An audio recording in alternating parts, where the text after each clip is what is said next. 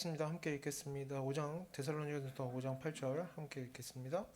우리는 낮에 속하였으니 정신을 차리고 믿음과 사랑에 호심경을 붙이고 구원의 소망에 도구를 쓰자. 아멘. 본문에 대해서 설명할 내용이 많아서 좀 나눠서 보고 있습니다. 지난주에 8절 본문을 보면서 데살로니가의 성도들이 가지고 있는 문제들에 대해서 확인을 했습니다. 소망이 없는 자들이라고 했었죠. 그들이 소망 없는 자들 같은 상태다. 왜 소망이 없는 자들처럼 보였느냐? 첫 번째로는 이제 마지막 날의 심판의 날에 대한, 그리고 하나님에 대한 지식이 부족한 것이 문제가 있었다고 했습니다. 그래서 잘못된 방식으로 어떻게 됐습니까? 생각이 되어지고 마지막 날에 대한 잘못된 생각을 하고, 그래서 감정이 격양되어지고 판단력이 흐려지고 잘못된 방식으로 슬퍼하는 모습을 보였습니다. 그래서 지난주에는 성경에 대한 지식이 신앙생활에 있어서 아주 중요한 역할을 한다는 것을 확인을 했죠. 그리고 오늘은 이제 우리가 소망 없는 자들처럼 살지 않기 위해서 정신을 차려야 된다. 지식이 있더라도 지식에 기반해서 움직이지 않고 감정에 치우쳐 살아가면 문제가 있다라고 하는 부분을 우리가 다시 한번 좀 살펴봤으면 좋겠습니다. 먼저 데살로니가 전서에서 말하는 정신을 차리라라는 말의 의미는 전에도 설명을 했었습니다. 판단력, 분별력이 올바른 상태, 충분하게 스스로 절제할 수 있는 상태, 자기 자신을 스스로 잘 통제하고 있는 상태를 말합니다. 그렇다면 성경의 교훈을 통해서 알 수 있는 금지되는 내용은 뭐가 있겠습니까? 정신을 차리지 못한 상태는 뭐가 있겠습니까? 하나님께서 죄로 여기시는 불순종하는 경우들 어떤 것들이 있겠습니까? 충동적인, 갑자기 묻지 따지지도 않고 뭔가를 하려고 하는 충동적인 상태, 흥분 상태, 판단이 흐려진 상태 등, 그리고 그런 상태에서 나오는 결단들, 결정들, 말과 행동들이 될 수 있겠죠. 물론 갑자기 점심에 뭐 먹을까 하다가 아무 계획 없이 짜장면 먹고 싶다 이런 건 괜찮죠. 그런 게 아니라 어떤 다른 사람에게도 영향을 주고 하는 중요한 일들을 이렇게 충동적으로 결정하고 이제 실행에 옮기는 그런 문제들, 그런 말과 행동들이 이제 하나님 앞에서 죄가 된다는 겁니다. 나는 좋은 뜻으로 했어, 좋은 마음으로 했어. 지난주도 마찬가지지만 그런 거는 상관이 없는 겁니다. 좋은 마음에서 갑자기 저 사람 딱 봤는데 지금 도와주고 싶어, 뭐 해주고, 이런 것들이 좋은 게 아니다. 왜? 하나님 말씀에서 그것들을 정죄하고 있음을 우리가 알아야겠습니다. 그래서 이러한 의미들이 성경 본문과 연결되는 과정에 대해서는 충분히 설명을 했습니다. 왜 이렇게 해석이 되는지 해서 오늘은 의미만 확인하고 넘어갈 가고, 오늘은 좀 적용에 대해서 살펴보겠습니다. 이것을 우리가 어떻게 적용할까? 물론 정신을 차리라고 하는 하나님 말씀에 정면으로 반대되는 구체적인 상황들이 있습니다. 성경 본문에서도 봤지만 술 마셔서 술 취하는 것 자체가 문제인 거죠. 왜? 판단력이 멀쩡하지 않은 상태가 되는 겁니다. 절제되지 않는 상태가 되는 거예요. 그런 상태부터가 악한 겁니다. 그래서 술을 취하는 것 자체가 악한 거고, 마약이나 도박이나 술, 담배나 뭔가 다른 것에 중독되어지는 일들도 문제가 되겠습니다. 술 취하는 것도 마찬가지인데 중독이 되면 어떻습니까? 뭔가를 살까 사지 말까, 뭔가를 할까 하지 말까, 여기에 돈이나 시간을 더 쓸까 말까, 얼마나 쓰는 게 적당할까 하는 이성적으로 뭔가 고민하고 판단하고 결정해야 할 때 중독이 된 상태면 어떻습니까? 사리 분별이 안 되는 겁니다. 드라마 30분만 봐야지 하는데 드라마에 중독돼 있어. 어떻게 합니까? 5시간 보는 겁니다. 이런 중독과 술 취하는 일들은 하나님께서 우리에게 주신 우리의 몸과 마음과 정신과 우리의 시간과 자원을 제대로 된 방식으로 사용하지 않고 하나님의 말씀을 정면으로 불순종하는 악한 일이라고 할 수가 있겠습니다. 그리고 반대로 어떻습니까? 뭘 하든지, 운동을 하든지 드라마를 보든지 뭐 게임을 하든지 일을 하든지 음식을 먹든지 이렇게 어떤 주제와 관련해서 적당히가 되지 않는 상태, 이성적인 판단이 되지 않고 마음 가는 대로 충동적으로 하는 것이 너무나 중요한, 그래서 그런 것에 마음의 충동에 따라 결정하는 상태가 되면 그것이 바로 중독된 상태가 되었다라고 할 수가 있습니다. 그래서 우리가 스스로 돌아보면서 내가 어딘가에 중독되어 있지는 않나 이렇게 좀 돌아보면 좋겠습니다. 그것을 끊어내야겠죠. 뿐만 아니라 또 어떤 것들이 있겠습니까?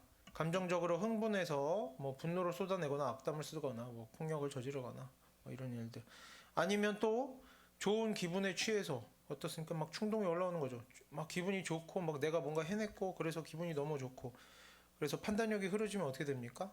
말에 행동에 절제가 없어지는 거죠.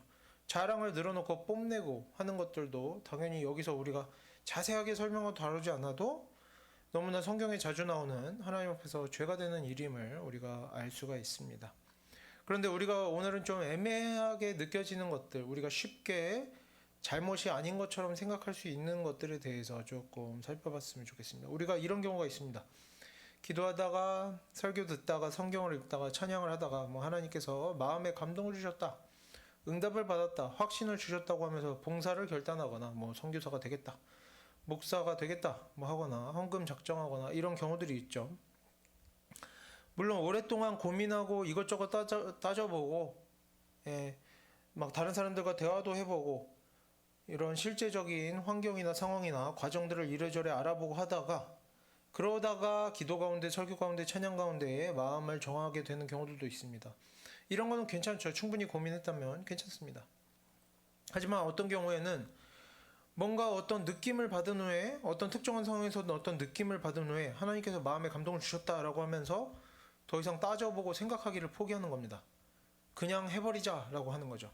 마음 먹게 된 일을 갑자기 순간 마음 먹게 된 일을 그냥 바로 결정해버리는 그런 마음의 어떤 충동 때문에 판단력이 흐려질 뿐만 아니라 판단하기를 포기해버리는 그래서 뭡니까? 데살로니가전서의 본문에 나오는 정신을 차리라고 하는 성경 구절과 완전히 반대되는 모습으로 보이는 그런 어떤 하나님께서 마음에 감동을 주셨다고 하는 신앙의 결단이라고 하는 그런 경우들이 있다는 겁니다.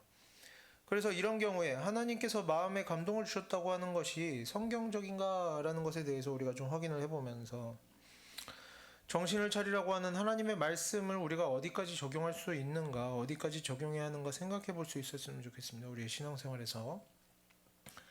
가장 먼저는 하나님께 응답을 받았다고 하는 경우들이 있습니다. 실제로 초자연적인 하나님의 응답이 있는 경우도 있죠. 환상을 보거나 꿈을 꾸거나 음성을 듣거나 하는 일들은 그것들도 이제 잘 분별이 필요하지만 그것들에 관련된 것은 지금 정신을 차리라 하는 판단을 아예 포기하는 것과 조금 관계가 멀리 떨어져 있기 때문에 나중에 관련된 내용이 나오면 좀 자세히 보도록 하겠습니다. 오늘 봐도 되지만 너무 길어지기 때문에 그 외에 그런 것들이 있죠. 다른 응답을 받았다거나 초자연적인 뭔가의 현상이 나타나지는 않았어도 응답을 받았다거나 확신을 주셨다거나 감동이 있다거나 하는 것을 다 포함해서 이런 것들을 다 포함하는 겁니다. 그래서 하나님께서 마음에 감동을 주셨다고 하는 이 문제에 대해서 우리가 이 정신을 차리라고 하는 성경 본문과 연결시켜서 좀 살펴보도록 하겠습니다. 성경에도 마음의 감동에 대해서 말하는 내용들이 나옵니다. 성령의 인도하심에 대해서도 나오죠. 그래서 마음의 감동이 있다, 하나님께서 마음의 감동을 주셨다라고 하는 표현 자체를 사용하는 것은 성경적으로 문제는 아니라고 볼 수가 있겠습니다. 출애굽기 35장 21절 함께 읽어보겠습니다. 마음이 감동된 모든 자와 자원하는 모든 자가 와서 회막을 짓기 위하여 그 속에 쓸 모든 것을 위하여 거룩한 옷을 위하여 예물을 가져다가 여호와께 드렸으니. 성경에도 마음의 감동이라는 게 나온단 말입니다. 그래서 마음의 감동이라는 표현 자체는 문제가 없다, 써도 된다. 그러면 우리가 이 마음의 감동이라는 표현을 사용하는 건 괜찮은데 제대로 된 의미로 사용해야 되지 않겠습니까? 우리가 성경에서 의미하는 그 의미 그대로 이해하고 제대로 사용하고 있는가 봐야겠죠. 이 출애굽기 본문에서 말하는 마음의 감동이란 뭡니까? 히브리어로 좀 보면 먼저 마음이라는 게 나오죠. 마음이란 뭐냐? 히브리어에서 번역돼 있는 이 마음이라고 번역된 단어의 의미는 뭐냐? 전에도 한번 설명을 했었던 것 같은데 복습 삼아 한번 더 하도록 하겠습니다. 우리가 보통 마음이라고 생각하면 우리는 어떻게 생각합니까? 마음이라고 하면 감정 생각하죠. 기분이 좋으면 뭐라고 합니까? 마음이 좋다. 기분이 나쁘면 마음이 안 좋다. 이렇게 되는 거죠. 이것은 일상적으로 사용할 때 문제가 없습니다. 당연히 이렇게 사용할 수 있죠. 어떤 일을 하는 것이, 그래서 어떤 일을 이거 하는 것이 뭔가 느낌상 좋게 여겨지면 뭐라고 하는 겁니까? 마음에 감동이 있다. 심지어 하나님께서 마음에 감동을 주셨다라고 생각을 하는 거죠. 이것이 뭔가 그냥 나도 모르게 뭔가 하면 좋겠다라는 생각이 들면 마음에 감동을 주셨다고 하는 겁니다. 이런 경우도 있다는 거예요. 모두가 이렇지는 않겠지만 이런 식으로 성경을 인용하고 신앙생활에 대입할 때에는 어떻다, 일상적으로 사용할 때랑 다르게 조금 문제가 있다는 겁니다. 구약 성경에 나오는 마음이라고 번역된 히브리어 단어는 좀 의미가 다릅니다. 성경에서 마음이라고 번역된 이 히브리어 단어는 기분, 감정, 충동 같은 것도 의미하기도 하지만 그것을 포함해서 다른 것들도 포함되어 있습니다. 생각과 의지와 감정을 모두 포함하는 표현입니다. 잠언 23장 7절 제가 읽겠습니다. 잠언 23장 7절 이렇게 나옵니다. 그 마음의 생각이 어떠하면, 여기 보면 어떻게 나옵니까? 이 마음이라는 것은 뭘 하는 장소다? 생각을 하는 장소다. 예. 생각이라는 것이 작동하는 어떤 기관이나 장소 같은 것입니다. 그리고 위에서 봤던 출애굽기 본문을 보면 마음이라는 것은 또한 어떤 행동을 하기로 결정하는 의지와 관련된 것임을 볼 수 있습니다. 마음에 감동이 있으니까 뭐합니까? 실천을 합니다. 어떤 일을 시작하는 겁니다. 시편 13편 2절은 함께 읽어보겠습니다. 나의 영혼이 번민하고 정의토록 마음에 근심하기를 어느 때까지 하오며 내 원수가 나를 치며 자랑하기를 어느 때까지 하리이까. 여기 보면 마음으로 뭘 합니까? 근심을 합니다. 즉 마음은 기분, 느낌, 감정 같은 것들을 포함하기도 한다. 하지만 그것만 있는 것이 아니라는 거죠. 성경에서 말하는 마음이라는 것은 우리가 평소에 말하는 마음, 사람의 감정, 느낌, 기분, 충동 같은 것만 포함하는 게 아니라 인간의 내면 전체, 생각과 의지와 감정, 뭔가를 계획하고 계산해보고 따져보고 좋고 나쁜 것과 유익하고 손해가 되는 것, 선하고 악한 것을 분별하고 판단하는 것을 전부 포함한다는 겁니다.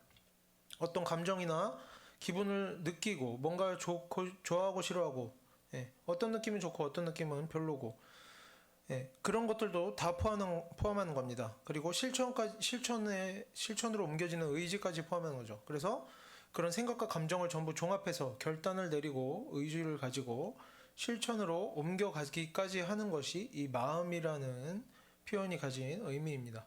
그래서 마음은 뭐겠습니까? 인간의 내면 전체를 이야기하는 겁니다. 인간의 내면의 어떤 종합적인 작동을 이야기하는 거죠. 그럼 이 마음이 이런 것인데 마음의 감동이라는 뭐냐 그럼? 다시 출애굽기 본문을 보면 마음이 감동되었다고 하죠. 여기서 마음이 감동되었다. 감동이라고 번역된 단어는 원어상으로 보면 들다, 물건을 들다, 들어 올리다 이런 의미를 가지고 있습니다. 이 단어가 성경에서 어떻게 사용이 되느냐? 눈을 들어 하늘을 보다, 손을 들어서 내리치다 이런 식으로 사용이 됩니다. 무슨 뜻이냐면 어떤 대상에 큰 상태의 변화가 있다는 것입니다. 변화되어져서 그냥 변화가 아니라 변화되어져서 실제로 뭔가를 실천하고 실행으로 옮겨지는 것을 말하는 표현입니다. 그래서 마음에 감동이 되었다라고 하면 마음에 큰 변화가 생겼다는 거죠. 일단 여기까지 보면 우리가 알 수가 있죠. 이제 성경에서 이 마음의 감동이라고 하는 것은 뭡니까?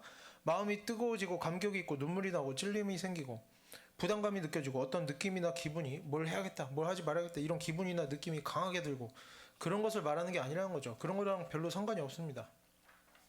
그런 건 아주 일부입니다. 마음의 감동이라는 것에 그것만으로 마음의 감동의 전체를 이야기한다 이러면 성경에 대해 이제 잘못 이야기하는 거죠.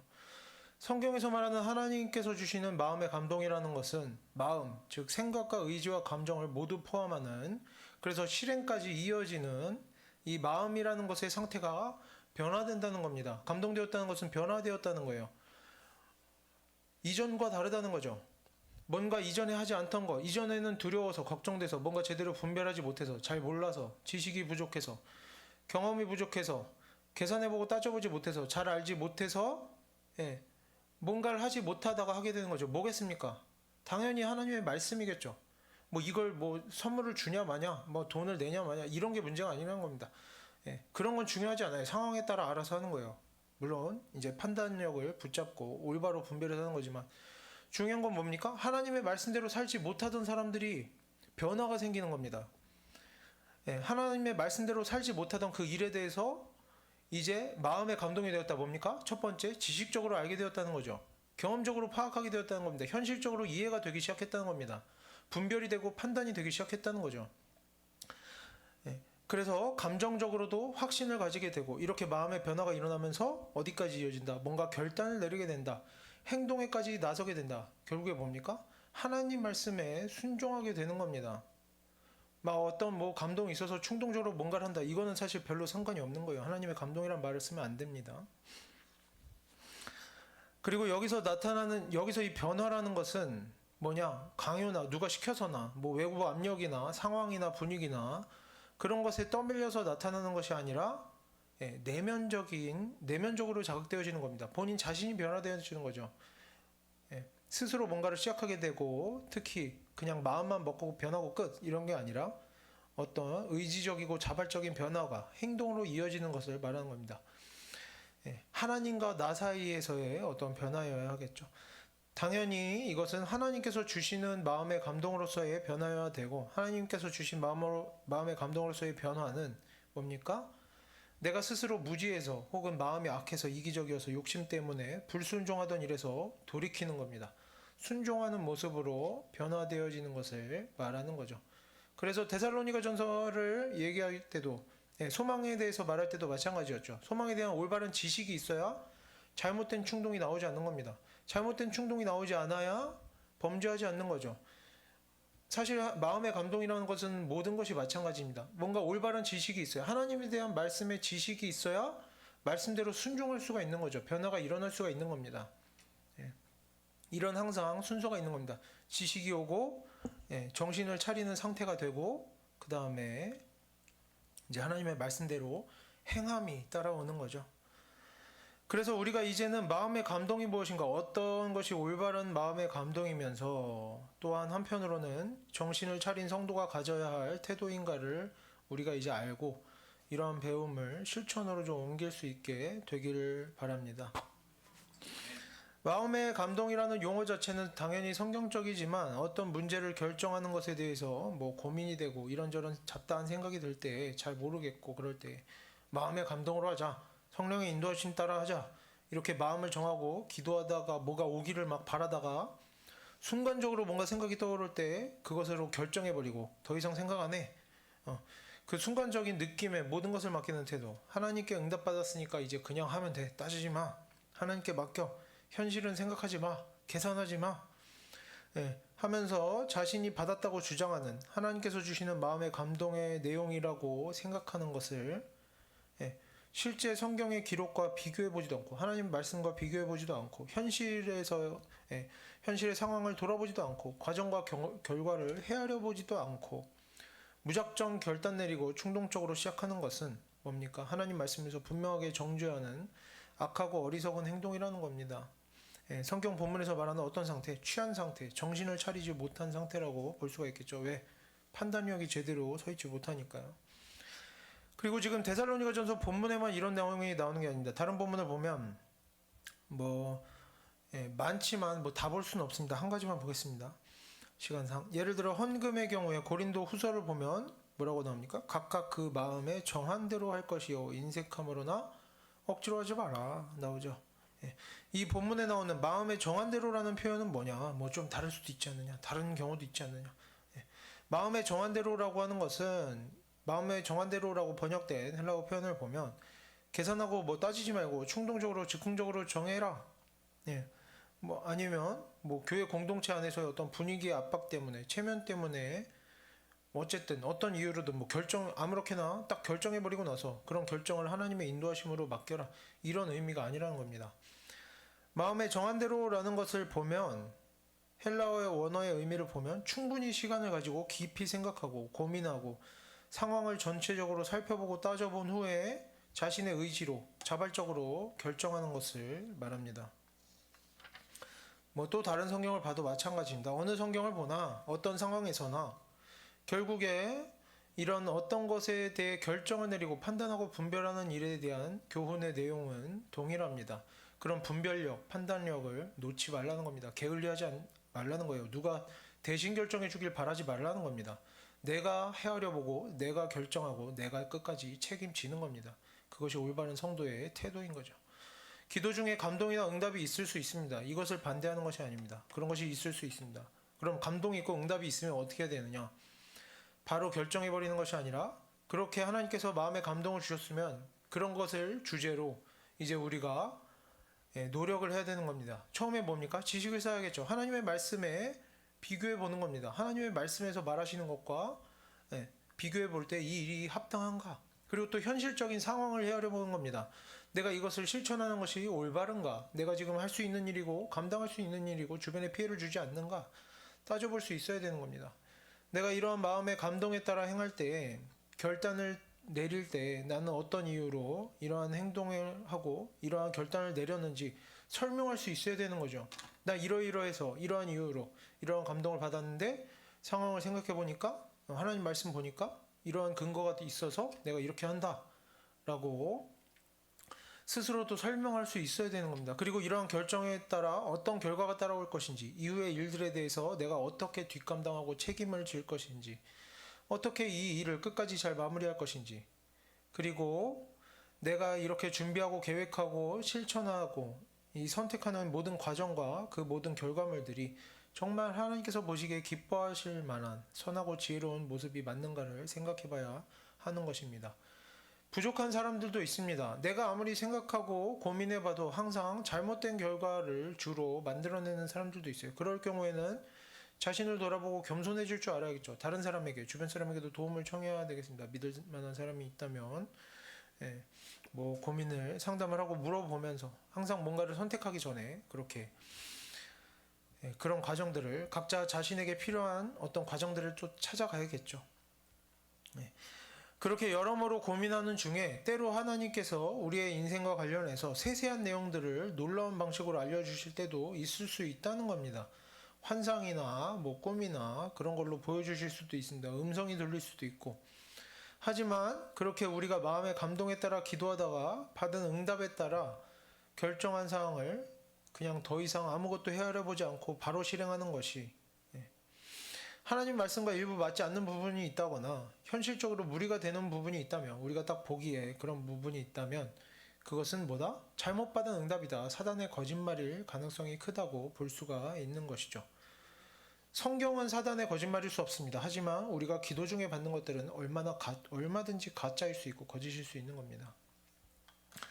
만약에 하나님 말씀에 내가 어떤 응답을 받았는데 하나님 말씀에 부딪히는 내용이 있다면 그것은 아무리 반복해서 응답받는 내용이어도, 아무리 특별한 상황에서 받은 내용이어도, 아무리 큰 확신을 하나님께서 주셨더라도 절대로 하면 안 되는 것입니다. 또 어떤 생각이 하나님 말씀에 부딪히는 것은 없지만 현실적으로는 좀 문제가 있다. 그것을 우리가 현실적으로 문제가 있다고 파악된다면, 무리가 된다고 파악된다면 그것을 당장 실행할 것이 아니라 뭡니까? 결정사항을 좀 보류하는 겁니다. 현실적으로 조율하기 위해서 고민을 해보는 거죠. 내가 뭐 이러이러한 일을 했지만 요거를 다 할 필요는 없겠다. 내 현실적으로 이건 문제가 있기 때문에 요거 절반 정도만 하자. 아니면은 시간을 조금 더 뒤로 미루는 겁니다. 내가 이것들을 온전히 실행할 수 있도록, 그런 자격을 갖출 수 있도록, 그런 환경을 만들어낼 수 있도록 준비를 하는 것이죠. 그래서 우리가 현실적으로 필요한 조건을 갖추고 그런 잘 조정을 해서 어떤 우리가 변화를 만들어낼 수도 있어야 하고 조정을 할 수도 있어야 되고, 이런저런 노력을 통해 우리가 하나님의 일들을 스스로 어떤 분별력 있게 감당하고자 하는 노력이 필요하다는 겁니다. 남이 대신 누군가, 하나님께서 내 대신 선택해 주시겠지, 결정해 주시겠지, 책임까지 져주시겠지, 이런 무책임한 신앙은 올바른 신앙이 아니라는 거죠. 그리고 성경에서 분명히 이것은 정죄를 하고 있다. 물론 기적적이고 예외적인 경우들도 있을 수가 있기는 합니다. 하지만 그런 기적적이고 예외적인 독특한 일들에 대해서는 하나님께서 반드시 한 가지로만이 아니라 다른 많은 일들을 통해 징조를 주시고 확증을 해주시는 과정이 나타나야 하기도 하고, 성경의 말씀과도 합당한 것이어야 되죠. 그리고 내가 마음대로 내 인생을 항상 기적적이고 예외적인 것으로 여겨서는 안 되는 겁니다. 성경 말씀에 정신을 차리라, 분별하라, 판단을 하라고 했지만 내 인생은 그렇지 않아. 나는 하나님이 인도하신 인생이야. 이렇게 살면 안 된다는 겁니다. 하나님의 말씀에서 벗어나는 거죠. 하나님의 말씀에 기록된 내용을 이렇게 무시하고 내 충동대로 감정대로 살아가면서 그것을 하나님의 인도하심이라, 하나님의 마음의 감동이라, 하나님께서 주시는 마음의 감동이라 여긴다면 그런 인생은 결국에 보다 그냥 불순종하는 인생이 되는 겁니다. 그 이상의 아무것도 아니라는 거예요. 그렇게 해서 어떤 것이 하나님께서 주시는 마음의 감동이라고 여겨지고 내가 그 일에 대해서 마음먹고 결정한 사항에 현실적으로나 하나님 말씀 안에서 이것저것 따져봤을 때 전혀 문제가 없다면 그때부터는 그것을 실천으로 옮기면 되는 겁니다. 하지만 하나님께서 마음에 감동을 주시고 내가 헤아려 봤을 때 괜찮으니까 이후에 생기는 모든 문제들은 하나님께서 주신 감동대로 했으니 하나님께서 해결해 주시겠지, 채워주시겠지, 복 주시겠지, 책임 떠넘기는 태도를 가져서도 안 된다는 겁니다. 결정하고 끝이 아니에요. 예. 우리가 하나님께 드린다고 하면서 헌금하고 봉사하는 것은 이미 받은 헌금하고 봉사뿐만 아니라 착한 일을 하고 희생을 하고 뭔가를 하는 것은 왜 우리가 이런 것들을 합니까? 뭔가 받고 싶어서, 선물 받고 싶어서, 더 큰 걸 주실까봐 그런 것이 아니라는 거죠. 이미 우리가 받은 믿음과 하나님께 받은 구원의 약속에 대해서 감사함으로 드리는 것이어야만 합니다. 이것을 드리면, 내가 이것을 하면 하나님께서 뭔가 더 좋은 것을 나에게 주시겠지 하는, 뭔가 시장에 가서 값을 지불하고 구입하는 개념이나 물물고연의 개념으로 접근해서는 안 되는 것입니다. 그리고 내가 뭘 하면 하나님께서 뒤처리해 주시겠지, 하나님을 마치 내 몸종과 같은 것으로 그런 여기는 태도는 버려야 하는 것입니다. 성경에서 순종하고 봉사하고 헌금하는 자에게 복을 주신다는 메시지가 있습니다. 하나님 말씀대로 살면 복이 있으리라 있죠. 어떤 의미입니까? 그것은 물물교환이나 거래가 아닌 겁니다. 그런 믿음을 가진 자들, 자신에게 허락된 여건 안에서 하나님의 말씀에 순종하려고 애쓰는 사람들, 봉사하고 헌금하고 하나님 사랑하고 사람 사랑하기를 애쓰는 그런 믿음을 가진 자에게 하나님께서 함께 하시는 거죠. 그래서 더 나아가서 복이라는 것 자체가 뭡니까? 복이란 뭐냐? 하나님께서 어떤 수단을 이용해서 헌금이라거나 봉사하거나 착한 일을 하거나 하는 것을 이용해서 우리가 타먹어야 되는, 받아먹는 것이 아니라 복이란 뭐냐? 하나님을 사랑하고 하나님과 함께하는 자에게 자연스럽게 나타나는 현상이라고 봐야 하겠습니다. 내가 언제나 하나님과 동행하고 하나님 말씀에 순종하니 내가 하는 일 뭡니까? 하나님께 순종하며 사는 일이 더욱 잘 되도록 하나님께서 또 도와주시고 길을 열어주시고 깨닫게 해주시고 하는 겁니다. 순종할 때 복이 있고 복이 또 우리를 더 순종하게 하고 이렇게 함께 가는 거죠. 뭔가 타먹는 게 아니라는 겁니다. 물론 각각의 본문들은 이제 성경 본문들은 서로 다른 맥락 안에서 정확하게 해석하고 적용해야 하기 때문에 각각의 본문은 또 찾아보고 그때그때 맞게 해석을 하고 적용해야겠지만, 이런 내용을 모든 성경에 무조건적으로 똑같은 어떤 원리로 적용해서는 안 되겠지만, 어쨌든 하나님을 얼마 헌금 넣으면, 봉사 얼마 하면, 내가 착한 일 얼마 하면 내가 보기에 하나님을 위한 그런 종류의 일을 하기로 내가 결정하고 뭔가를 좀 무리해서라도 하면 하나님께서 선물 주신다, 뭐 다 잘 되게 해주신다, 문제 안 생기게 해주신다, 그런 동전 넣으면 물건 나오는 자판기처럼 생각하는 것은 악한 사람의 욕심이고, 또 성경을 모르는 사람, 성경과 하나님에 대한 지식이 부족한 사람, 잠자는 자들이죠. 데살로니가전서에서 말하듯이 자는 사람, 깨어있지 못한 사람들이 떠올리는 어리석은 생각이라고 할 수가 있겠습니다. 다음으로는 누가복음 17장 7절부터 10절까지 함께 읽어보겠습니다. 너희 중 누구에게 밭을 갈거나 양을 치거나 하는 종이 있어 밭에서 돌아오면 그대로 곧 와 앉아서 먹으라 말할 자가 있느냐? 너희로 그대로 내 먹을 것을 준비하고 띠를 띠고 내가 먹고 마시는 동안에 숨을 들고 너는 그 후에 먹고 마시라 하지 않겠느냐? 명한 대로 하였다고 종에게 감당했느냐? 이와 같이 너희도 명령받은 것을 다 행한 후에 이르기를 우리는 무익한 종이라 우리가 하여야 하는 일을 행복함이라 할지니라. 봉사하고 선한 일을 하고 헌금을 하고 왜 하는 겁니까? 내가 종이니까 하는 겁니다. 하나님께서 뭘 주실 것 같으니까 하는 게 아니라는 거죠. 우리가 어떤 선한 일을 하고 용서하고 인내하고 희생하고 그걸 하는 것은 그것이 하나님께서 기뻐하시는 일이기 때문에 하는 겁니다. 선한 일이기 때문에 하는 것이고, 내가 종이기 때문에 하는 것이고, 내가 하나님께 감사한 마음에서, 그리고 가장 우리에게 복된 건 뭡니까? 하나님께서 선한 일을 하실 때, 이루어 나가실 때 내가 하나님의 일에, 하나님의 사역에 동참하고자 하는 마음에서 선한 일을 하는 겁니다.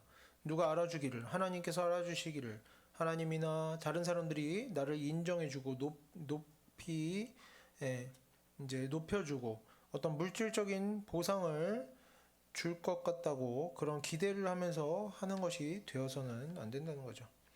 그래서 우리가 무언가를 이런 과정을 거쳐서 올바른 태도로, 올바른 분별함으로, 올바른 판단력으로 결정하고 그것을 실천으로 옮기면서는 뭡니까? 그 이후에 뭔가 내가 한 결정 때문에 문제가 생기는 모든 일들에 대해서도 어떻게 된다? 책임감 있게 마주해야 된다. 하나님께서 주신 감동으로 했으니 하나님께서 해결해 주시겠지, 채워주시겠지. 복 주시겠지. 이래서는 안 된다는 것입니다. 하나님의 일은 그런 식으로 감당하는 게 아니라는 겁니다.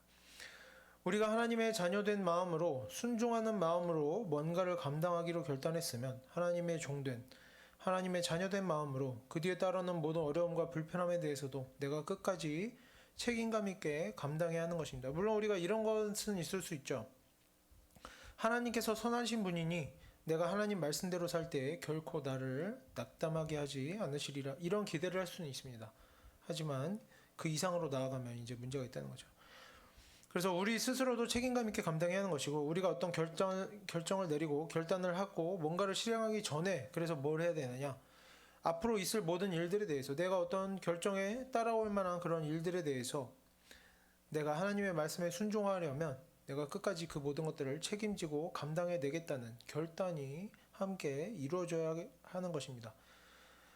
예를 들면 하나님께서 주신 마음의 감동 때문에 크게 헌금하거나 과분한 봉사의 직분을 맡은 후에 과중한 힘든 일에 봉사의 직분을 맡은 후에 뭔가 사정이 생겨서 경제적으로 어려워졌다, 시간이 없어졌다, 바빠졌다, 돈이 부족해졌다라고 할 때 처음에 세웠던 목표를 완전하게 이뤄내지 못하고 하던 일을 중단할 수 있죠. 현실이 바뀌면 내가 결정을 내렸던 것들도 바뀔 수 있습니다. 사람이 예언을 항상 미래를 알 수 있는 건 아니니까요.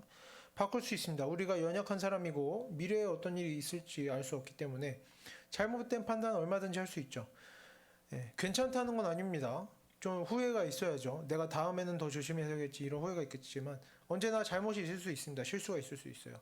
그리고 잘못이 발견되고 실수가 있었다면 멈출 줄도 알아야 하는 겁니다.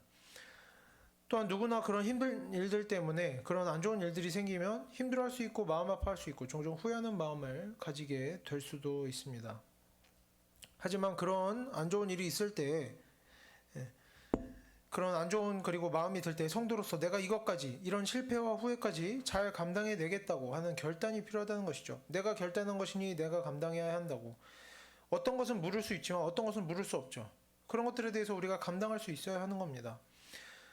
내가 감당해야 된다고 이런 마음의 결심을 우리가 계속해서 되새기면서 하나님을 의지하면서 또 언제나 우리를 구원의 길로 인도하시는 모든 어려움들을 또 극복하게 해주시는 하나님의 인도하심을 믿으면서 지금 내가 실패했지만 다음에는 또 하나님과 함께 할 것이다. 더 나은 날이 오게 될 것이다. 이런 소망을 품고 살아갈 수 있어야겠죠. 또 한편으로는 그런 어려움이 있는 중에는 어려움 속에서 우리가 뭘 깨달아야 되겠습니까? 다음에는 잘 되겠지가 아니죠. 어려운 일이 있으면 그 어려움을 통해서 우리가 어떤 깨달음이 있어야 되는 겁니다. 지식으로서 어떤 배우는 것이 중요하다고 했었죠. 어떤 것들이 있겠습니까? 내가 깊이 헤아려 보지 않고 결단을 내려서 내 부족함 때문에 어려운 일이 혹시나 찾아오지는 않았나. 그런 부족함 때문에 일을 망쳐버린 자신의 어리석음과 어떤 서두르는 태도나 부족함들을 판단력이나 지식의 부족이나 그런 자신의 부족함을 돌아볼 기회가 되는 겁니다. 기회가 된다는 게 아니라 기회로 삼아야죠. 기회로 삼는 자에게만 기회가 되는 것이죠.